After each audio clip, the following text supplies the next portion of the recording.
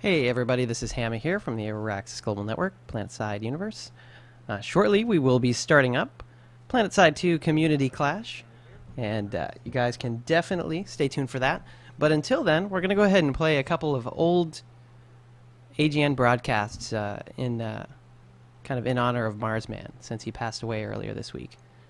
And so there's some really old school stuff here, some original stuff that we put together, and wanted you guys to hear it. One of them's actually a 2-hour-long broadcast, but we'll play a little bit of it, and then we'll move on to the Community Clash.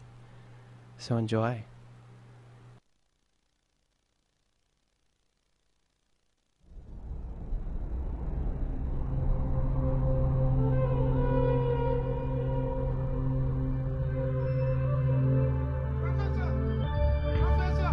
What? Professor, come quickly! Yes, over here, Jack. Professor, come quickly! We found something! Found something, you say? Well, let's go have a look at it.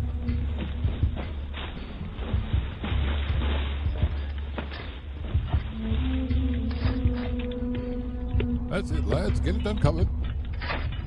Great Scott! It can't be! It can't be! It's... It's PlanetSide universe with the AGN, the Auraxis Global Network. Marsman. Need we say more? And the return of PlanetSide Chat. It begins now. Ladies and gentlemen, welcome to PlanetSide Chat with Hammer and Marsman. And these viewers in the house.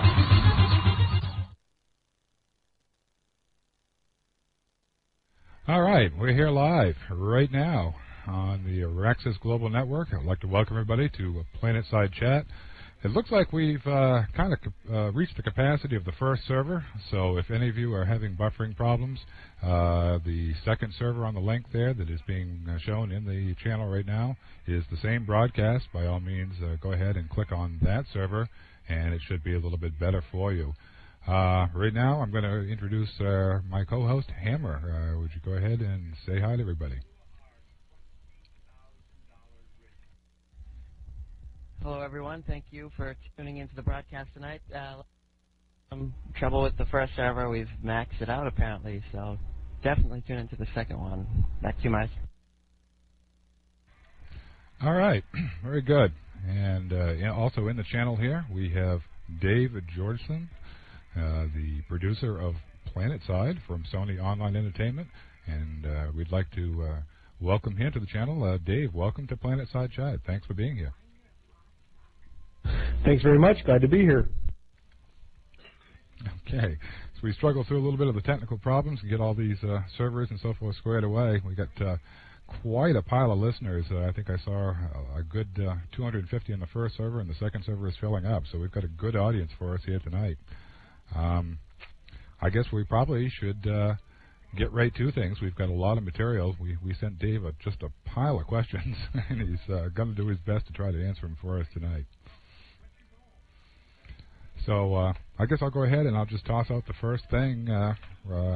These are all questions submitted by the community. And there's about 250 of them, and we sorted them down to what we thought was the best and most pertinent questions. First on the list is, how long have you been a part of the PlanetSide team, Dave? Pretty much about a week and a half after Dynamics was dissolved, Sony Online offered me the job down here to lead the PlanetSide team. So I've been here since September of 2001. Okay, very good. Hammer, go ahead. All right, can you go ahead and tell us the current state of PlanetSide, where you are right now? Well, we're about to launch a limited external beta test. The game is feature complete. I take it back. I think we've got one thing left to do, but everything else is feature complete, and we're in the process of tuning the game balance, tweaking different elements, fixing things that we see are obviously wrong, and doing that as rapid of a pace as we can in preparation for external beta.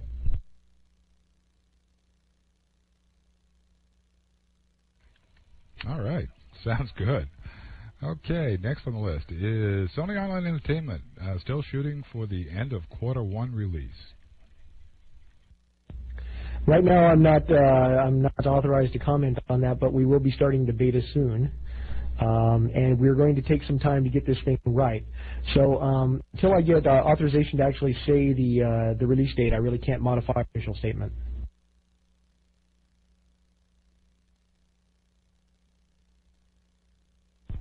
All right. What, if any, influence has the Tribe series had on PlanetSide, and who actually came up with the idea for PlanetSide? Sure, that makes sense. Tribes has had a very large influence on the kind of game that PlanetSide is. The lead designer, creative director for the game is Kevin McCann. And Kevin always liked Counter-Strike and Tribes and a lot of games like that. When they were thinking about making PlanetSide, one of the first things that they looked at, of course, was the Tribes game, because it's so much indoors and outdoors, and is very much about tactics and strategy. So there are elements in there that will remind you of Tribes, but it's not really based on Tribes. It's just got a lot of the same elements. As far as who came up with the idea, Kevin's been with the project since the beginning. And I'm sure that there were a lot of other people involved at that time.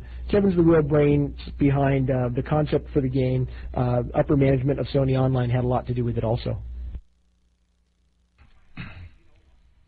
Okay. Is there ever going to be a store where we can get some of that great Empire-themed stuff like the shirts or the mouse pads?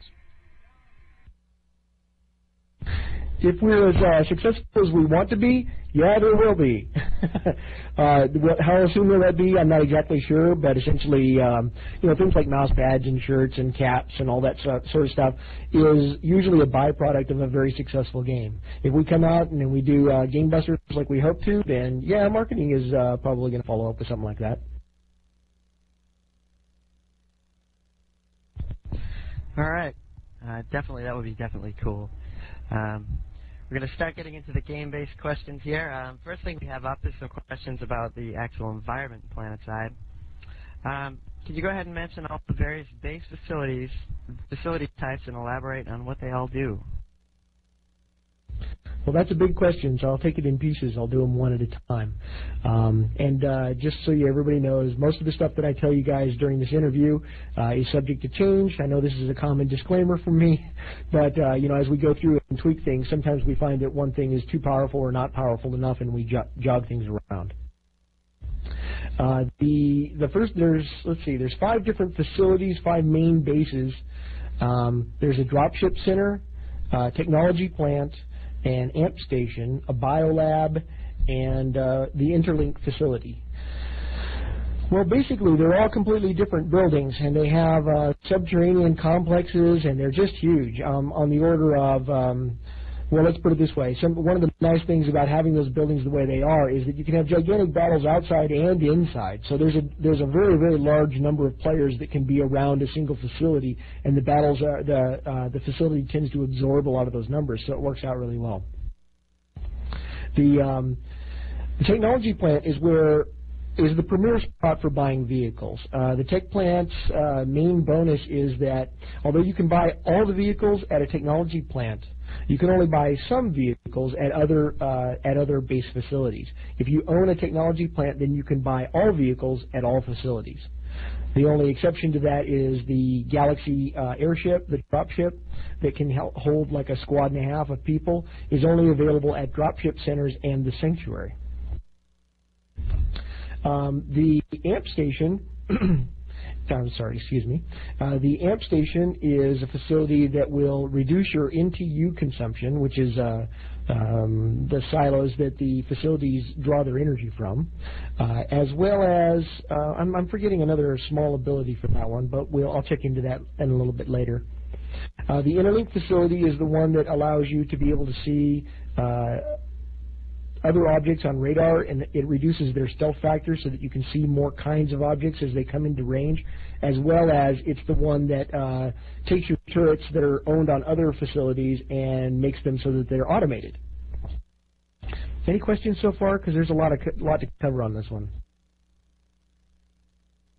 No, just keep on going. Okay.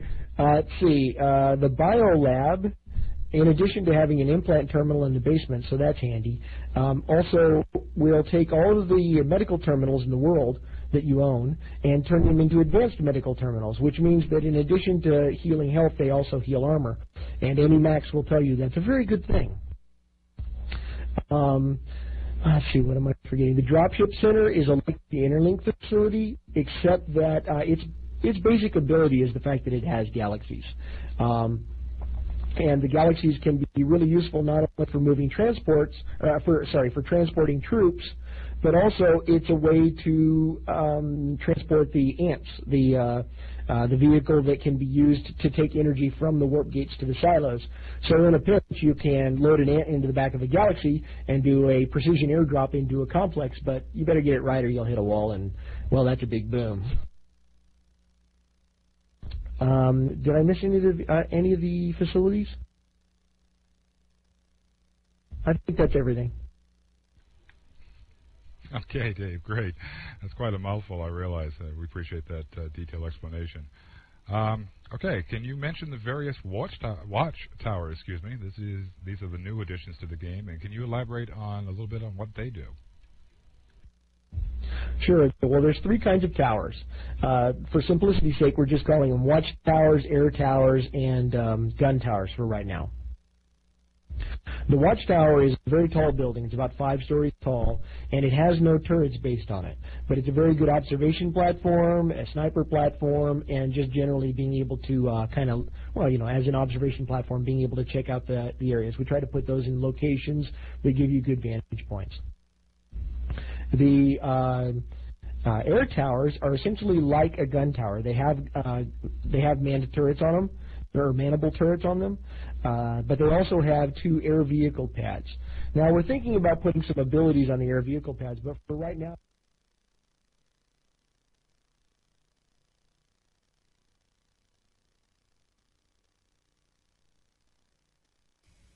Warning.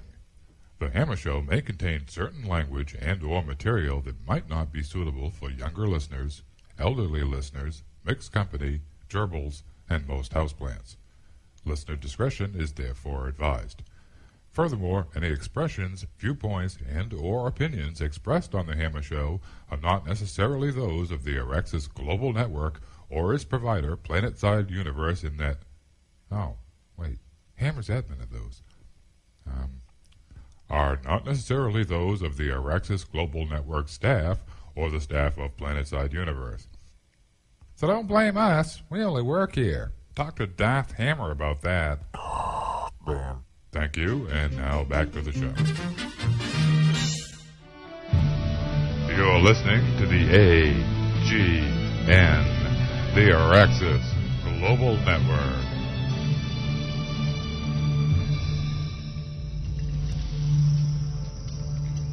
You're listening to the AGN, the Auraxis Global Network.